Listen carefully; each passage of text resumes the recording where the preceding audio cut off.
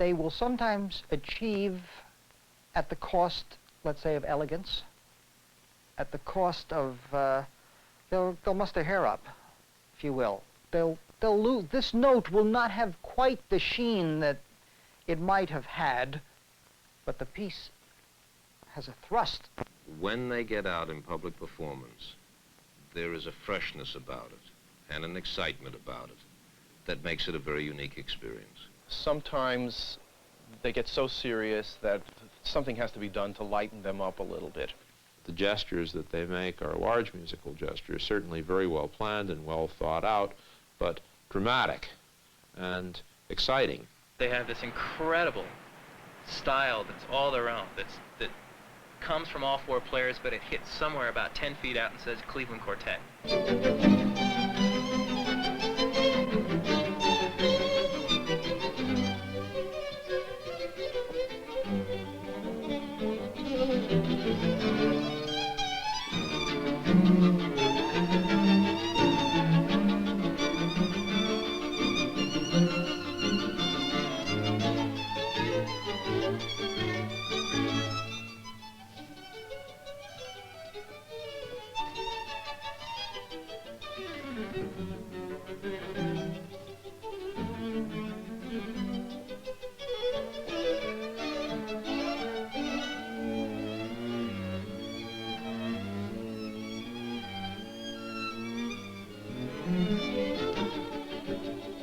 They are obviously among the very handful of top ensembles, both in terms of their performance and in terms of their recognition. I think that's also important.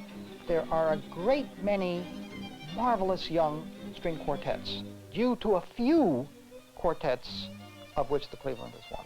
Quartets that showed that not only you could have a marvelous performing mechanism here, but that you could make a living at it, that you could really have a quartet and find audiences. So the whole, which one came first, who knows? But the fact is that you have a new audience for chamber music that didn't exist 15 years ago, a new excitement about chamber music, a new willingness to accept chamber music. When I came to WQXR, chamber music was one of those very specialized connoisseur type words. Oh yes, chamber music, we'll put that over in this little corner here where nobody will mind. And leader we'll put over in this little corner where nobody will mind. Well, leader is still there, pretty much. But chamber music, no longer. That's in the mainstream now.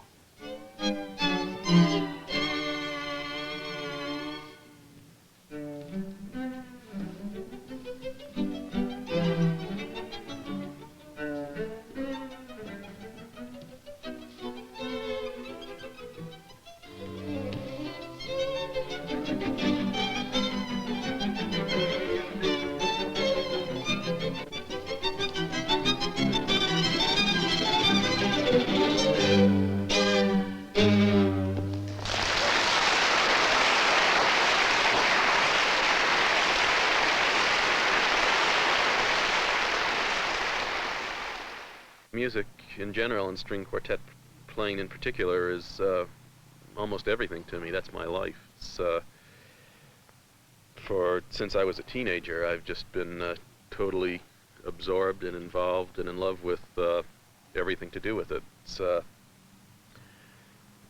me, it gives fulfillment to my life. It gives purpose to my life.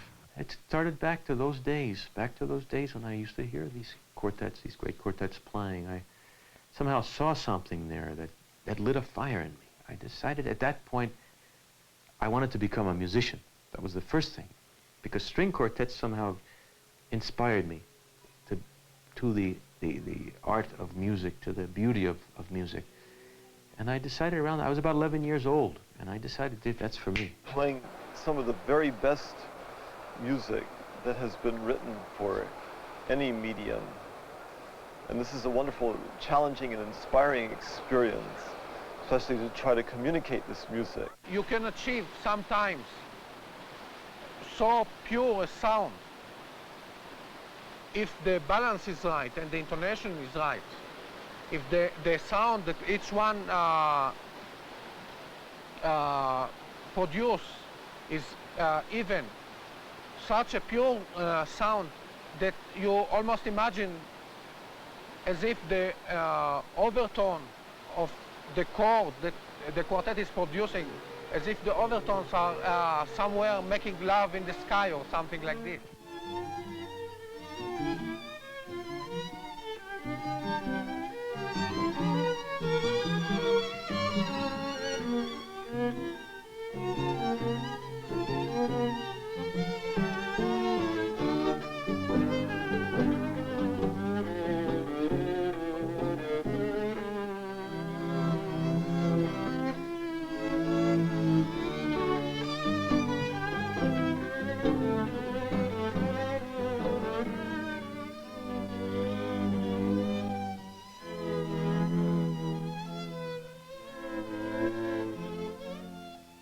The interplay of four musicians, the ability not only to explore the music and to make that kind of very interesting statement that shows there is still some invention going on.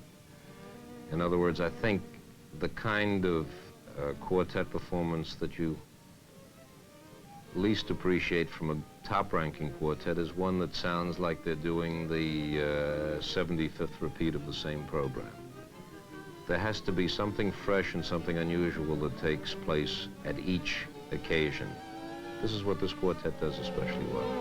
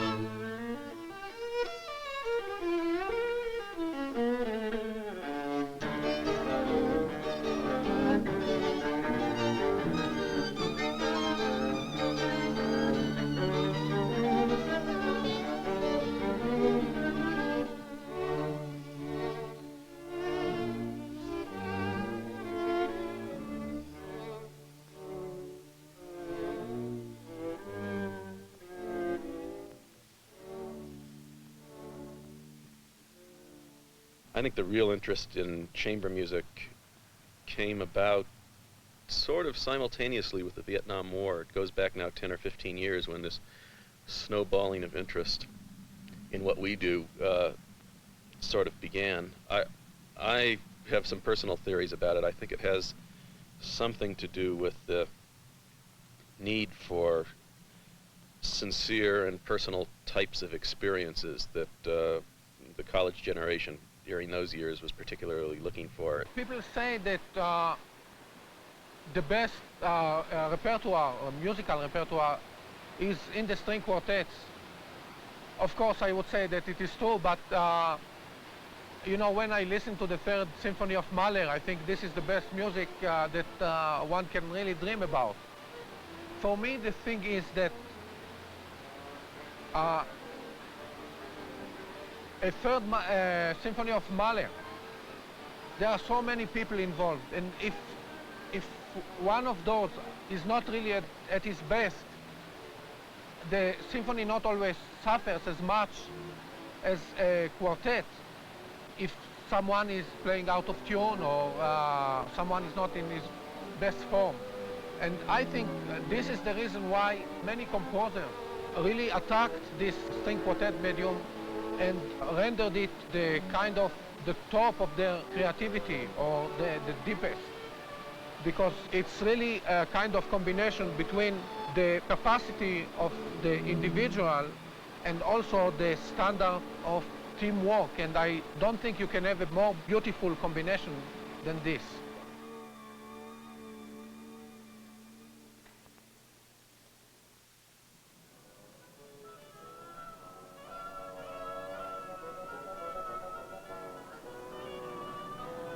When this school was opened in 1921, George Eastman gave a interview with the New York Times in which he said it was just vital for the future of music in the United States that we attain a larger audience for good music of all kinds. I certainly see the public for good music growing, and I see the chamber music program and the Cleveland Quartet playing a major role in that growth over the years ahead.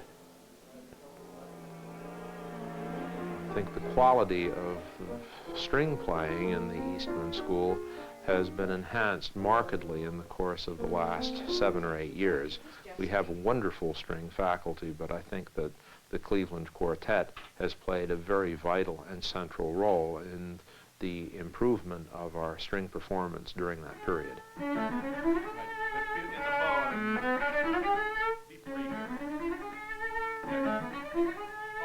Open it up even more. In the period 1974-1975, my colleagues and I were involved in a search, on an international search, for the best string quartet we could find. The Cleveland Quartet was, and is, even more so in the meantime, a first-rate ensemble, deeply committed to teaching, vibrant as and articulate as human beings, and committed to the future of music and to larger issues involving the future of music in America. It is with great pleasure that we welcome you to the listening room. It is with enormous delight that I tell you that the Cleveland Quartet is back with us.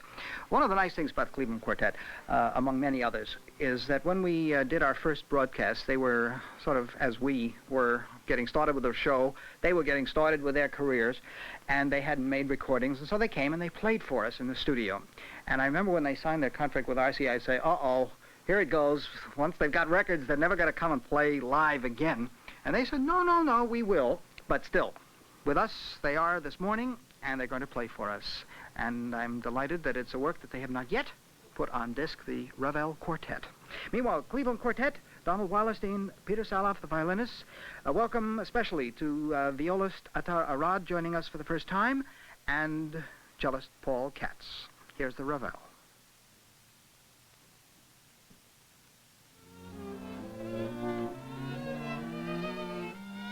It's an incredible homogeneity that is very beautiful, and I can see why many composers have chosen this medium. At the same time, you have the timbre, the deepness of the depth of the cello, the darkness, the soulful quality of the viola, and the beautiful sound of the violins that actually approach the sound of the human voice. There's something so very beautiful about this, the fact that we're all making the sound, touching the strings with our fingers. To bring the meaning that that composer had, that meaning of the totality of a composition, seen through the eyes of four people, but somehow at many times becoming one. We have to merge. We have to become, at many times, one person doing something together. At the same time, we mustn't lose our own voice, because the composer wrote this piece for 4 instruments. He wanted the personality of each instrument, of each voice, to be alive at the same time. Being 4 different human beings, our response to the score is often different.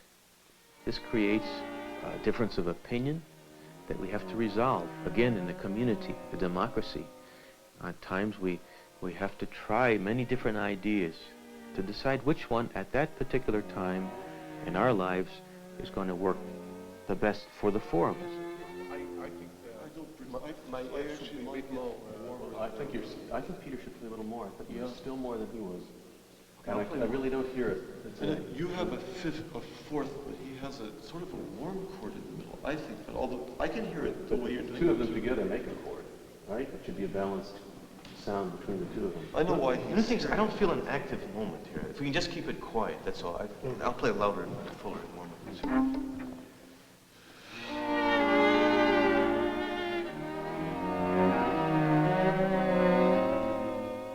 When you listen to the Cleveland Quartet, you are hearing 4 very individual performers who have blended their styles in a very vigorous fashion, and who have, as all major ensembles must, explored every detail of interpretation.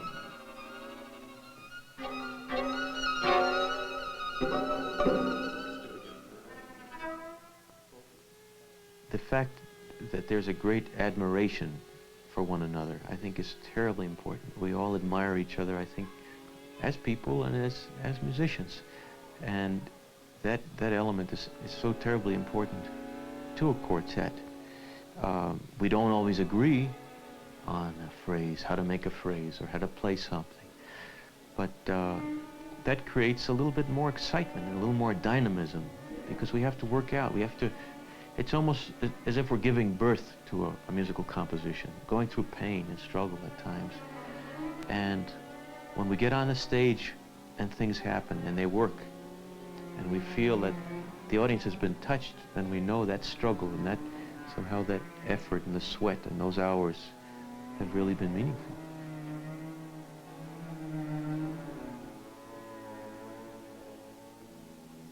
In this profession, you're making commitments for ensembles and for solo artists a year, 2 years, sometimes 3 years in advance. And along with this comes the allocation of time for the United States, Canada, the European tour, maybe the Far Eastern tour, other commitments. Having put together the artistic and the physical elements of the tour, you then involve yourself with getting the programs out to local sponsors, getting the publicity material out to local sponsors, which takes mutual preparation. The logistical portion of it, and we have a complete department here that does nothing but programming and travel. A little bit more difficult for a quartet because you're not only handling 4 individuals, there is the logistical problem of Mr. Cello, who on an airplane buys an extra seat, and who is a little bit more cumbersome than some of his fellow strings.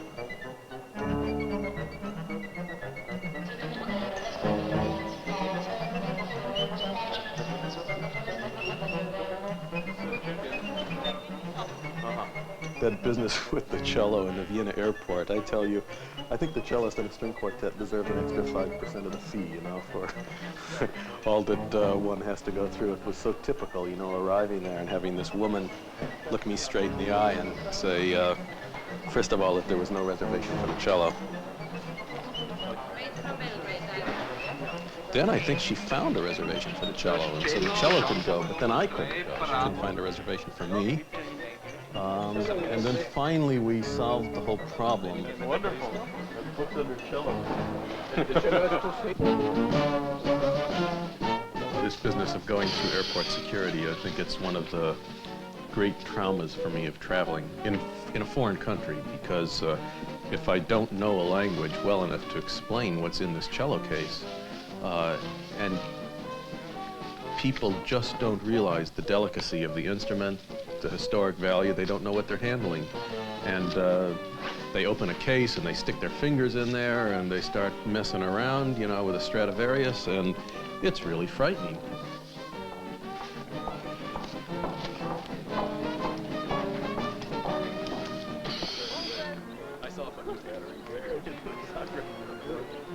When the quartet was first formed, there was an excitement about a trip to Europe or South America or whatever it was.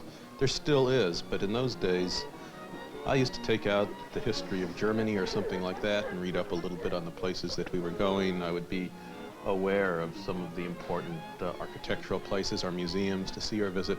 Here I arrived in Dubrovnik, not the faintest idea about the history of the city. Here was this fantastic walled city we're walking around. I've got no idea whether it was built in the 3rd century or the 13th. There just wasn't time.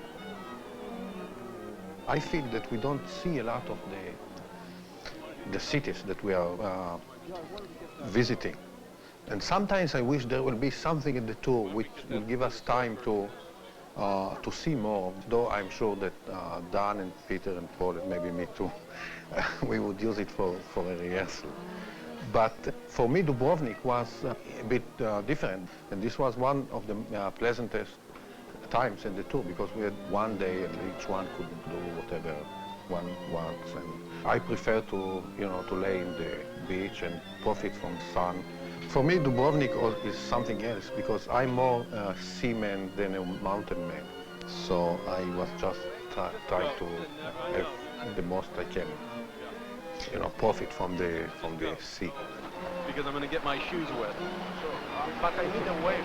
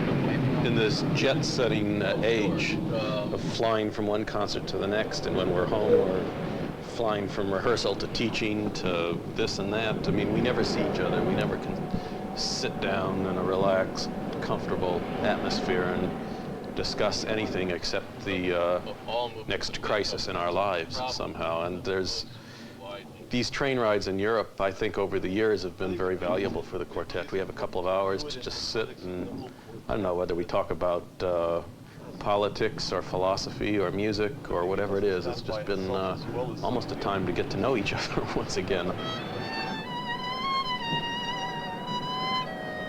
I suppose I'm the type of musician who likes to squeeze out as much practice time as possible. I even practice on trains sometimes.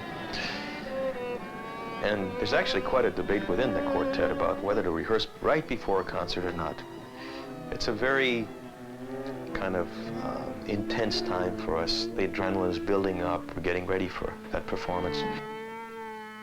I guess I'm one of those that feels it's very important to play together whenever possible, immediately before the concert.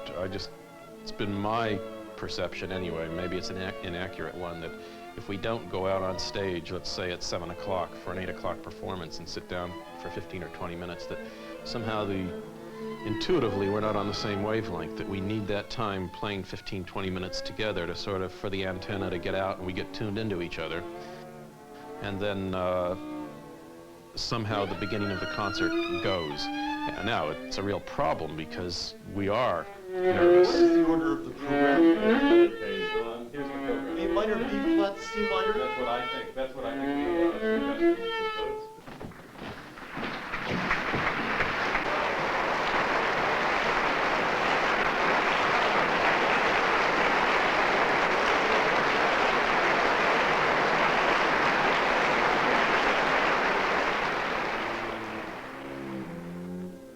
It was great to be in Salzburg.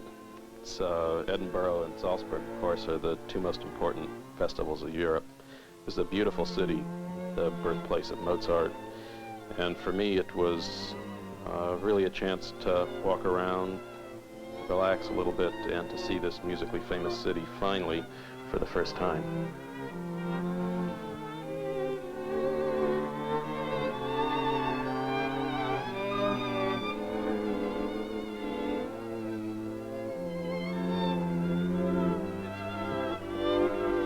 It was nice that we were playing in Heidelberg on this summer tour because the Eastman Philharmonia is the resident orchestra for the Heidelberg Festival. And David Efron, who's a marvelous conductor and on the faculty at Eastman, and the orchestra were there for the summer. A lot of our students were there, and of course, coming to play for our students, everybody gets a little bit nervous, so the tension was up. But we arrived at this most incredibly beautiful ruin, this medieval castle in Heidelberg. It was a magnificent place. It was just a beautiful setting for a concert. But nobody could feel their fingers. It was too cold, too windy, and too dark.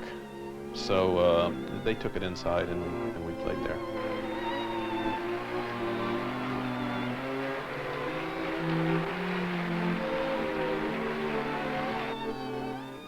Edinburgh is one of the places that I like most. Like London, is one of those cities that every corner might contain a secret to be discovered.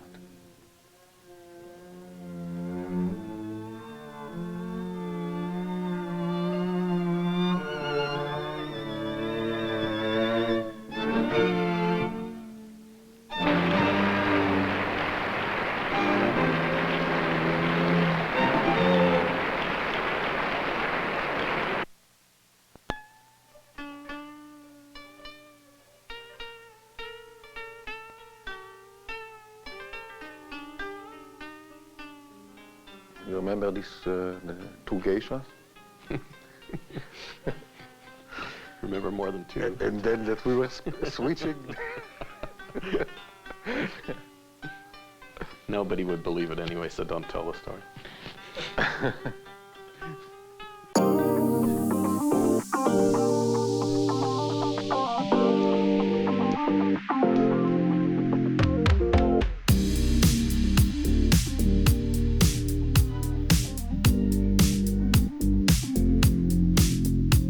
It is interesting, actually, to go around the world. Each country, the audience of each country has its own personality. In Japan, the most striking thing is the lack of response. We played the first piece, and it's a very kind of polite applause that just barely gets you off stage, and that's about it. And the second half the same way, and then when the concert ended, all of a sudden, cheers and applause and the whole thing. And it's almost, I guess this is the way they react. They're digesting the whole evening. In a way, one gets the feeling that the Japanese audience almost is embarrassed to interrupt you, that they don't want to interfere with what you're doing.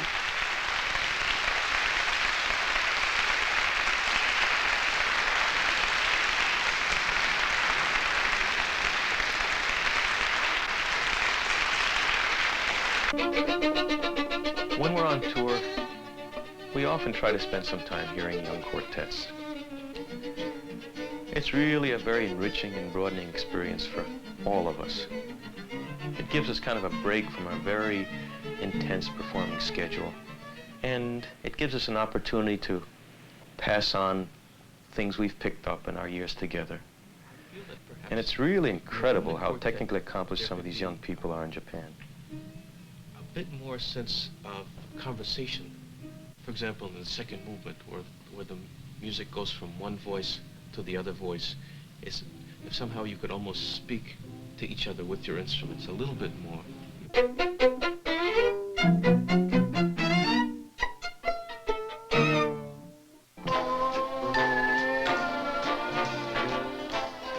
Good morning, everyone. This is today, Tuesday, the 15th day of December, and for those of you deep in the snow and frost belt this morning, eat your heart out. Those are scenes from Honolulu, Hawaii. And then live in this half hour, 4 of the world's most famous musicians, the Cleveland Quartet. The Cleveland Quartet, one of the great ensembles of the world, was formed in 1969. The members are Donald Weilerstein, Peter Salaff, Eduard, and Paul Katz, the cellist. Morning, gentlemen. We're really pleased to have you here this morning. We're in a big rush, I know. But I must know the source of these instruments. These are the Paganini Stradivarius instruments, and they are priceless. Where are they from? Well, they were owned by Paganini, the 4 of these instruments. He played them in the 1830s. They were all made about a century before, and they're presently owned by the Corcoran Gallery in Washington, D.C. that's lent them to us. It's unusual for a museum to let its priceless instruments out of its own glass cases, isn't it? They realize that these instruments die if they're not played, and they've taken a very wonderful attitude in making them available to contemporary musicians. We are now going to listen to music by the Cleveland Quartet, the final movement of the Ravel Quartet, very agitated music. Gentlemen?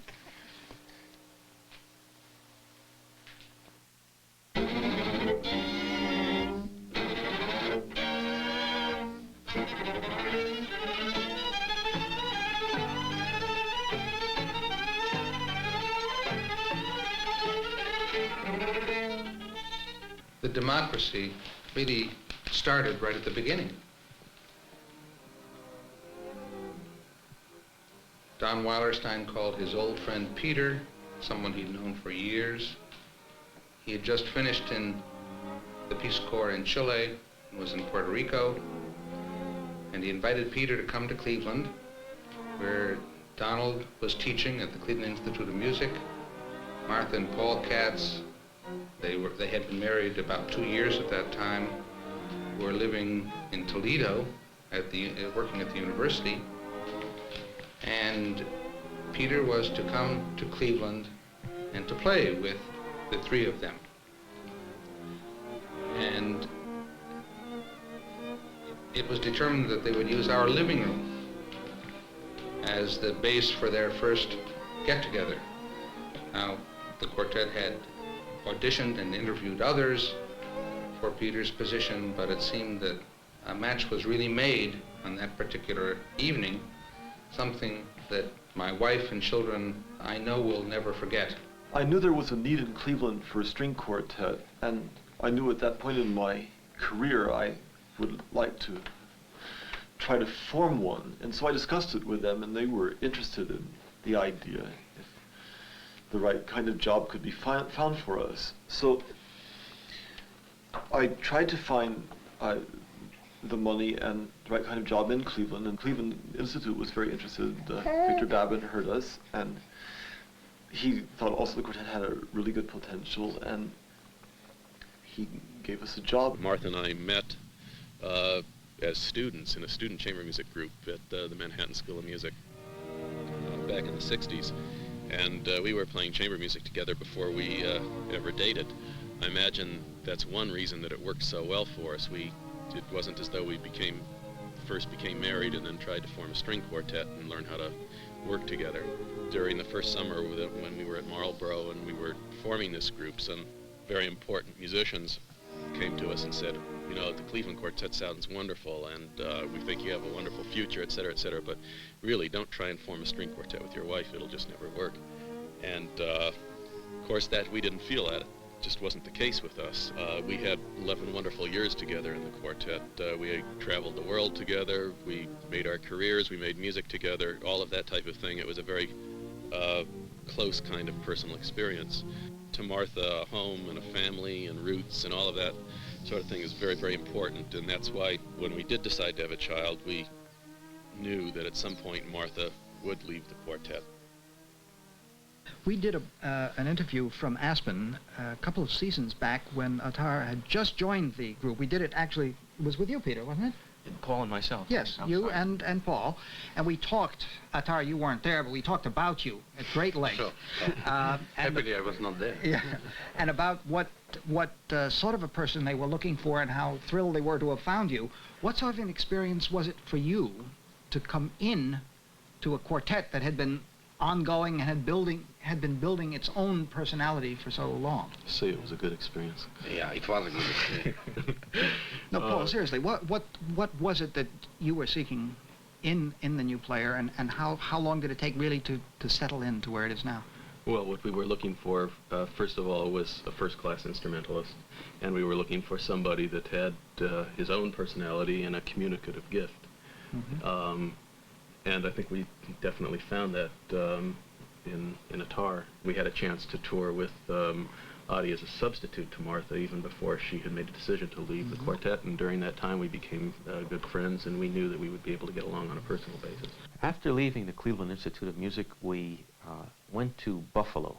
In order to go to Buffalo, this is a state university in New York at Buffalo, we had to compete with several other quartets from other parts of the world. And we were, so to speak, elected or desired by the student body and the faculty there at the time. And the major project for us there was to follow in the footsteps of the Budapest Quartet in the performance of the complete Beethoven cycle.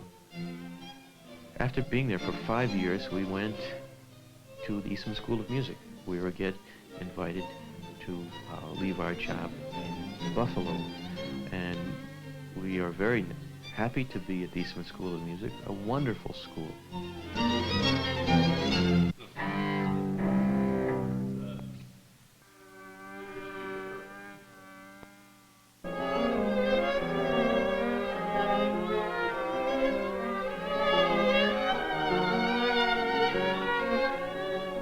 They're very intense. When they get in the studio, they may have played a work many times in concert, but it seems as though they're approaching it almost as if from the first time. And I guess because they feel as though they're committing it for repeated scrutiny by a record-buying public and by themselves as well.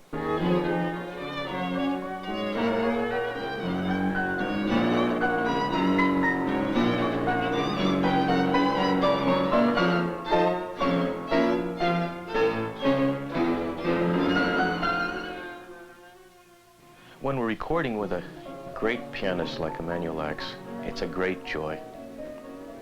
Working with a guest artist gives us a type of spontaneity that we strive for in a recording session.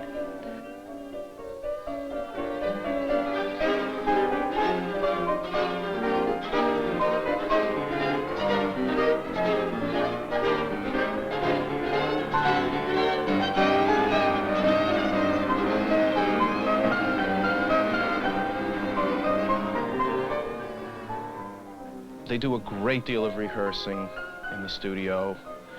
In fact, strangers would walk in and their reaction might be, haven't they ever played this thing before, or do they know each other?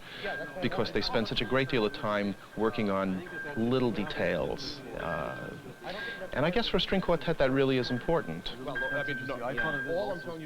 I think that the pace is slow for a guest artist working with the quartet, particularly pianist. When Peter plays on top, he has... I think this belongs to the...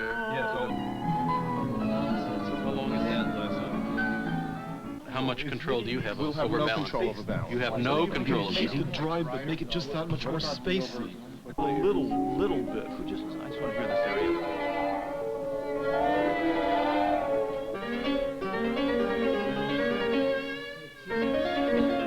It doesn't have material enough, the sound of the strings. If you want my opinion, I say we leave it and just play well.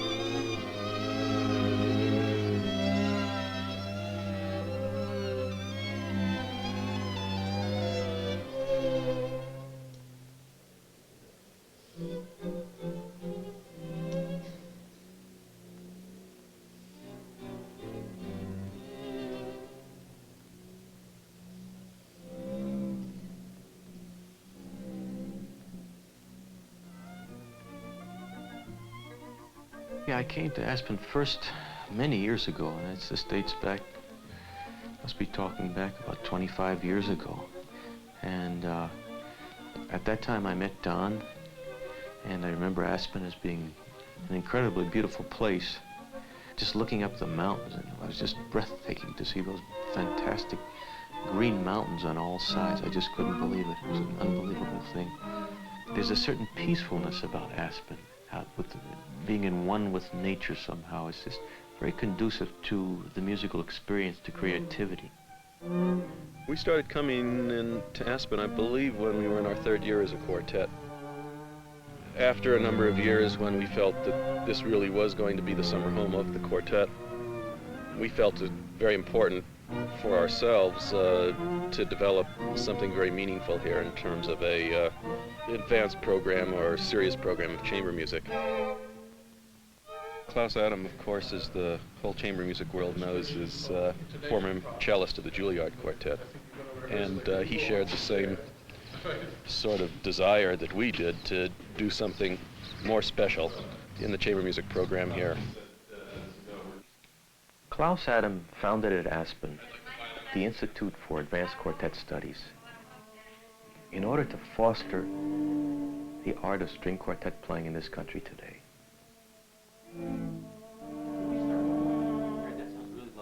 Could you, before you play, imagine the sound that you have in your mind? Just listen to be sure the sound has enough substance to it, even if you're playing soft. Too transparent. Yeah, just a little bit more. I mean, if you just try to touch vibrato as you were playing, and the others playing hardly anything.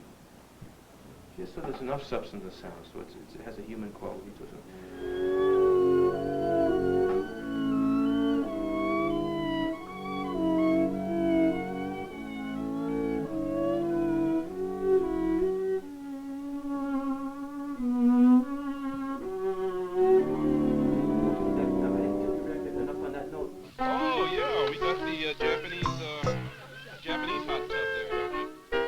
For us, one of the unstructured parts of the seminar, but a very important part of the seminar, is just sort of rubbing shoulders in a musical and a social way, you know, the kind of barbecue that we can have where we invite all 5 of these young quartets over and the Cleveland Quartet's there, and we sit down and sort of 2 of us play here with 3 of them or something such as that, mix it up. It's a bit of a Marlborough-style philosophy, which of course is where the Cleveland Quartet began anyway, but at Marlborough they take young artists and very established artists, everybody comes and plays together in a sort of a spirit of equality.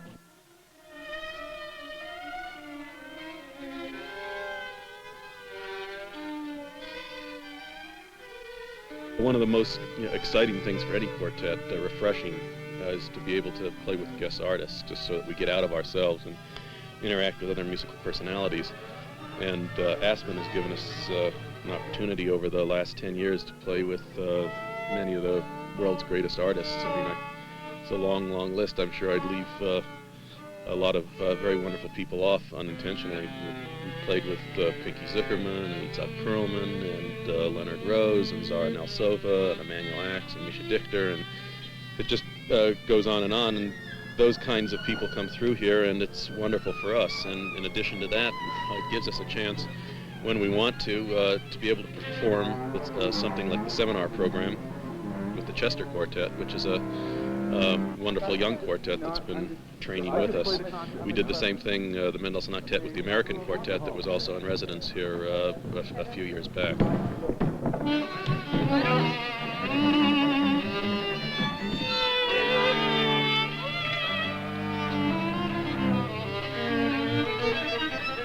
Well, we just start good. So something. Maybe we can try that. You need some shots also.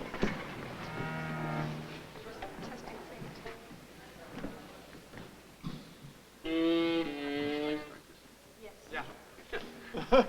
Everyone's looking at the Sorry, I have Peter Salaff.